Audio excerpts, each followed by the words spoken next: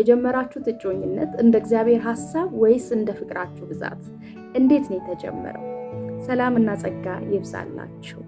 ይሄንን ቻናል እየተከታተላችሁ ምናልባት ሰብስክራይብ ካላደረጋችሁ ሌላም ቀን ስለሚጠቅማችሁ ሰብስክራይብ፣ እንዲሁም ደግሞ ይሄ ትምህርት ለብዙ ሰዎች ስለሚጠቅም ሼር፣ ላይክ እያደረጋችሁ የትኛውንም ሐሳብና አስተያየት ጥያቄ ኮሜንት መስጫው ላይ በማስቀመጥ አብራችሁኝ እንድትሆኑ እጋብዛችኋለሁ። እጮኝነታችሁ እንደ እግዚአብሔር ሐሳብ እንደ እግዚአብሔር ፍቃድ ነው የተጀመረው ወይስ እንደ ፍቅራችሁ ብርታት ነው የተጀመረው? ከእጮኝነት አልፎ ነው እግዚአብሔር ወደሚፈቅደው፣ እግዚአብሔር ወደሚወደው፣ እግዚአብሔር ወዳለበት ወደ ትልቁ ተቋም ወደ ትዳር የሚገባው ከእጮኝነት አልፎ እጮኝነትን ሲያልፍ ነውና እንዴት ነው የጀመራችሁት? በጣም በዚህ ዘመን እጮኝነትና ትዳር የቀለለበት ምንም የማይመስልበት፣ አንድ ሰው ከፈለገ እጮኛ ይዛል፣ ከፈለገ ደግሞ ይተዋል፣ ከፈለገ ያገባል፣ ከፈለገ ደግሞ ይፈታል። በጣም ቀላልና ዘመናዊ እየሆነ የመጣ የሚመስል ግን ዘመናዊ ያልሆነ፣ እግዚአብሔር ዛሬም በትዳር ዙሪያ ሐሳቡን ያልቀየረበት፣ እግዚአብሔር ዛሬም ያከበረው የወደደው ትልቁ ተቋም፣ ነገር ግን ሰዎች ያቀለሉት ያዘመኑት፣ ሰይጣንም ደግሞ የሚፈልገው ማፋታት፣ ማጣላት የሚፈልገው ማበላሸት የሚፈልገው ትልቁ ተቋም ነው ትዳር፣ እጮኝነት። ታዲያ እንዴት ነው እጮኛ ይዛችሁ ከሆነ እጮኝነት ላይ ካላችሁ የእናንተ እጮኝነት እንዴት ተመሰረተ? እኔ ከተማርኩት ከእግዚአብሔር ቃል ከተረዳሁት እንዲሁም ደግሞ ሕይወት ካስተማረኝ ለእናንተ ላካፍላችሁ ነው። ይህንን ቻናል በድጋሚ ሰብስክራይብ ካላደረጋችሁ ሰብስክራይብ፣ እንዲሁም ደግሞ ለሌሎች ሼር፣ ላይክ እያደረጋችሁ አዳምጡ። እንዴት ነው የእግዚአብሔር ፍቃድ እንደሆነ ያረጋገጣችሁት? አንዳንድ ሰዎች አዎ የእግዚአብሔር ፍቃድ ነው ይላሉ። በምን አረጋገጣችሁ ሲባሉ እኔ ከእጮኛዬ ጋር 8 ዓመታትን አሳልፌያለሁ በፍቅር ሳንጣላ ሳንደባበር፣ ይኸው 8 ዓመት አስቆጠርን ይላሉ። ነገር ግን 8 ዓመት መቆጠሩ የእግዚአብሔር ፍቃድ ማረጋገጫ ሊሆን አይችልም።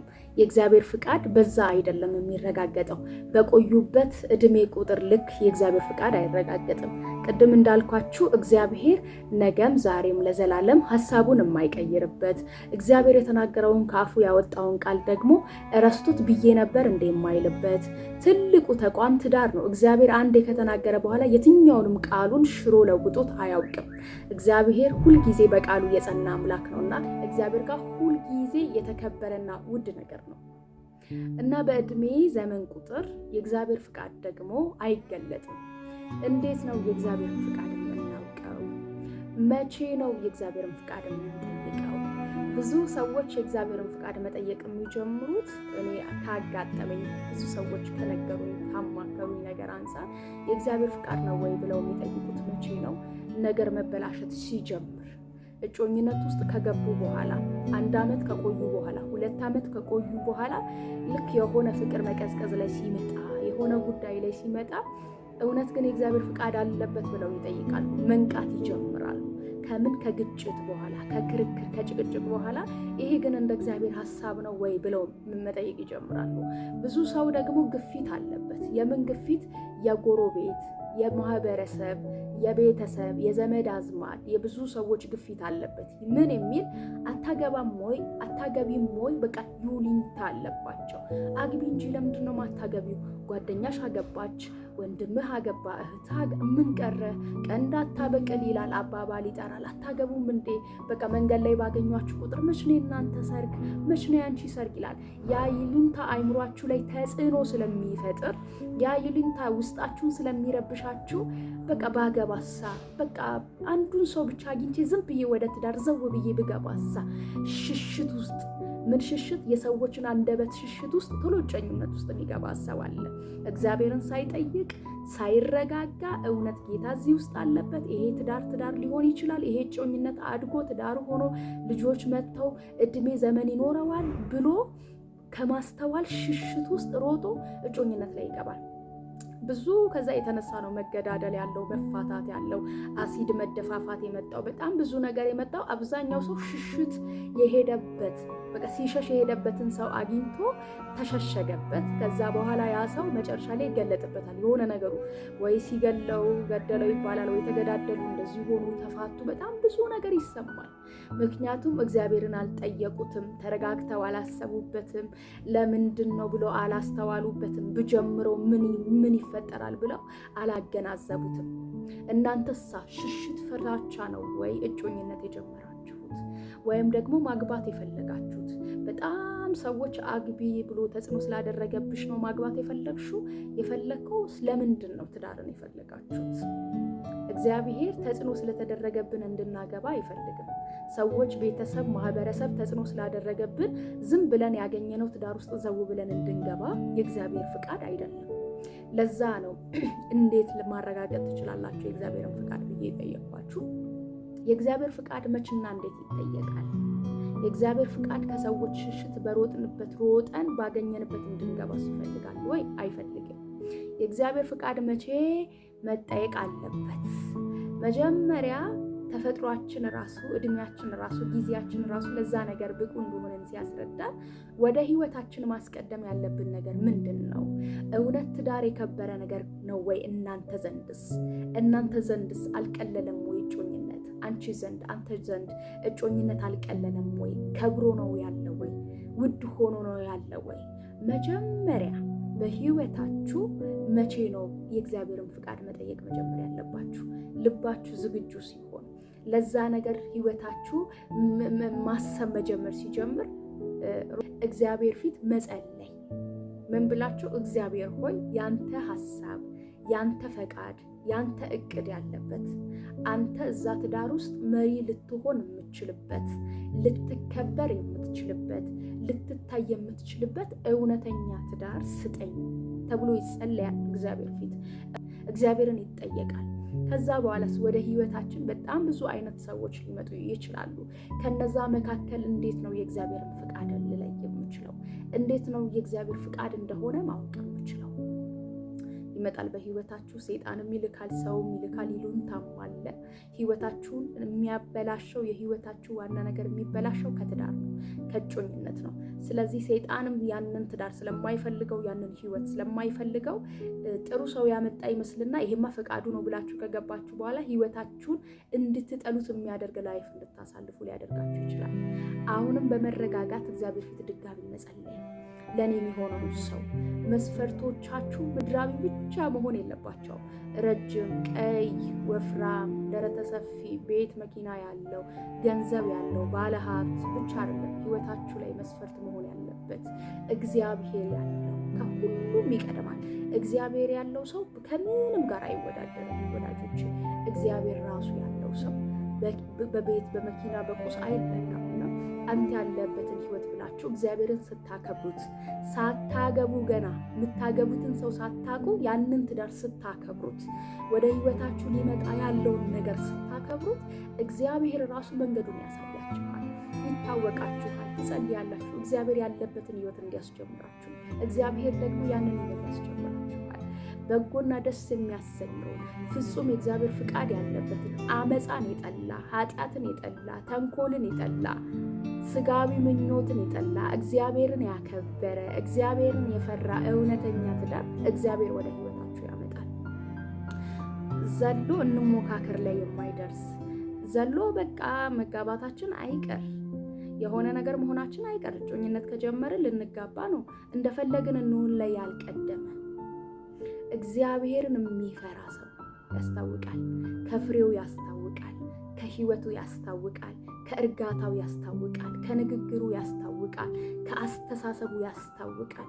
ያ ሰው ላይም እግዚአብሔር ሆይ ይሄ ሰው ወደ ህይወት መጥቷል፣ ይቀጥላል ወይ? አንተ አለህበት ወይ? የምትመርጡት ሰው ወደ ህይወታችሁ ሲመጣ፣ መስፈርት አድርጋችሁ ያስቀመጣችሁት ሰው መንገዳችሁ ላይ ሲመጣ አንተ አለህበት ወይ? እግዚአብሔርን ትጠይቁታላችሁ። እግዚአብሔር ደግሞ ምላሽ ይሰጣችኋል። የሚናገር ነው፣ የሚሰማ ነው፣ የሚያስተምር ነው። እግዚአብሔር ዝም ብሎ ሰምቶ ብቻ ዝም የሚል አምላክ አይደለም፣ ምላሽ የሚሰጥ አምላክ ነው። አንተ አለህበት ወይ? ትጠይቁታላችሁ እግዚአብሔርን። አንተ ከሌለህበት ከመንገዴ ላይ አንሳልኝ፣ አንተ ከሌለህበት ከህይወቴ ላይ አንሳልኝ። ምንም ያህል እሱ ጋር ያለው ፍቅር የበረታ ቢሆን፣ ምንም ያህል እኔ ጋር ለእሱ ያለኝ ፍቅር የበረታ ቢሆን፣ ሁለታችን እጅግ በጣም ተፋቅረን ቢሆን፣ ትዳር ላይ ገብተን ወልደን በቃ በእኛ አስተሳሰብ ብዙ ሩቅ መሄድ የምንችል ቢመስለን እንኳን የፍቅራችን ብርታት አንተ ከሌለህበት ይሄ ነገር ይቁም ብላችሁ እግዚአብሔር ፊት ጸልዩ።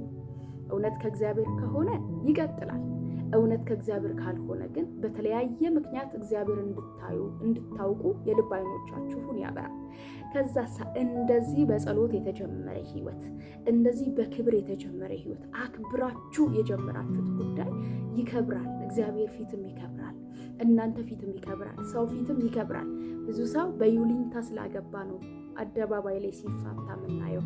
አደባባይ ላይ ተለያዩ እኮ ተፋቱ እኮ ቤታቸው ተበተነ ሲባል የምናየው ከይሉኝታ የተነሳ ነው።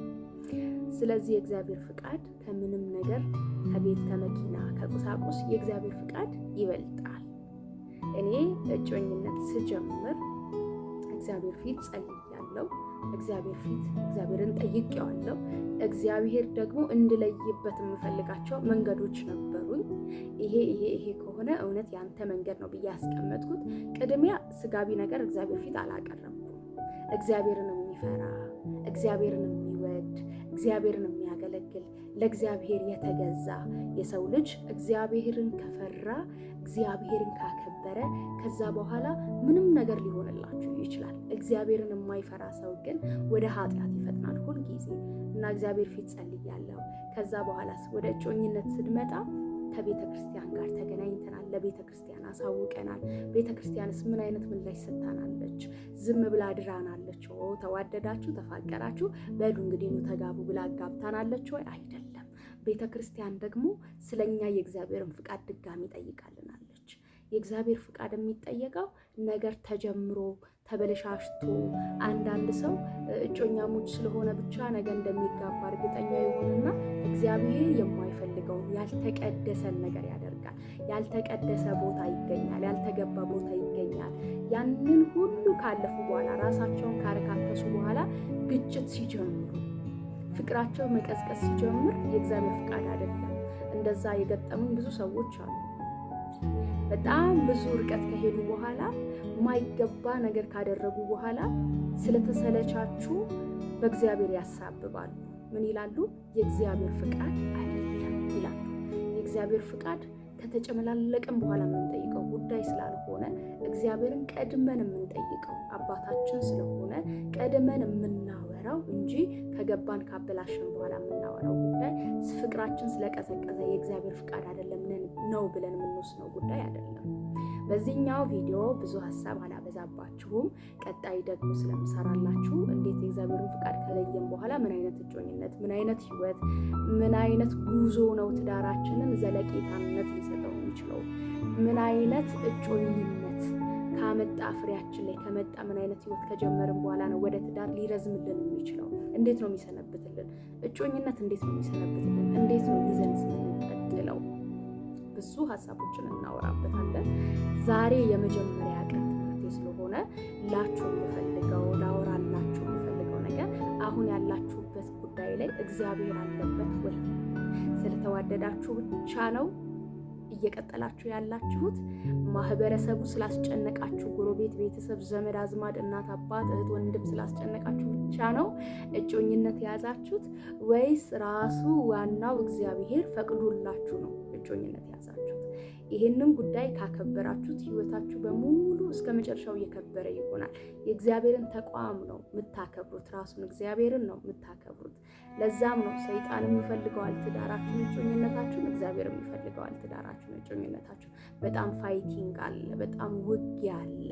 ያ ከምን አንጻር ይመስላችኋል የሚመጣው? እዛ ውስጥ እግዚአብሔር ስለሚከብሩበት ነው።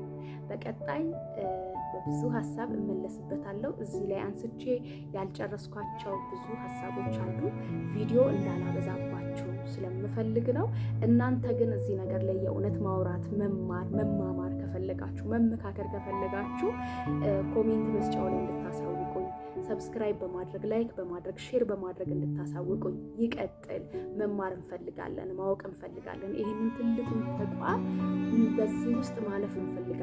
ተመክረን በእግዚአብሔር ቃል ተገርተን ማለፍ እንፈልጋለን የሚለውን እንደ እግዚአብሔር ቃል ደግሞ በሚቀጥሉት ቪዲዮዎች ላይ እየጠቀስን የምንወያይ መሆኑን ከወዲሁ አሳውቃችኋለሁ። በጣም ብዙ ሀሳቦች አሉ። በዚህ ዘመን ደግሞ በጣም ያስፈልጋል፣ የእግዚአብሔር ቃል ያስፈልገናል፣ ትምህርት ያስፈልገናል። ለትዳራችን ራሱ ዋናው መሰረቱ እግዚአብሔር ያስፈልገናል። ማስቀደምም ያለብን ራሱን ስለሆነ በጣም ብዙ እንመካከራለን፣ በጣም ብዙ እናወራለን። ይቀጥል እንፈልገዋለን የምትሉ ሰዎች ካላችሁ እኔ 10 ሰው ቢሆን በዚህ ውስጥ 10 ሰው ባተርፍ፣ 5 ሰው ባተርፍ፣ 3 ሰው ባተርፍ፣ 2 ሰው፣ 1 ሰው ባተርፍና የእግዚአብሔር ፍቃድ ያለበትን ትዳር እንዲጀምር ምክንያት ብሆን፣ መንገድ ብሆን ለእኔ ደስታ ነው፣ ለእኔ ትልቅ ስኬት ነው።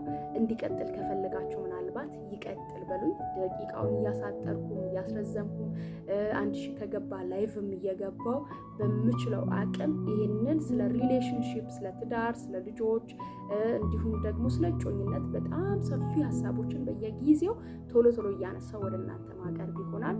አንቺ አግብተሻል ወይ? እጮኛ ይዘሻል ወይ? ምን ደረጃ ላይ ሆነሽ ነው ይህንን ሀሳብ የምታቀርቢ የምትሉኝ ሰዎች በቀጣይ መልስላችኋለሁ። እጅግ በጣም ወዳችኋለሁ። ሀሳብ አስተያየቶቻችሁን ኮሜንት ላይ ጠብቃለሁ። ወዳችኋለሁ። ባይ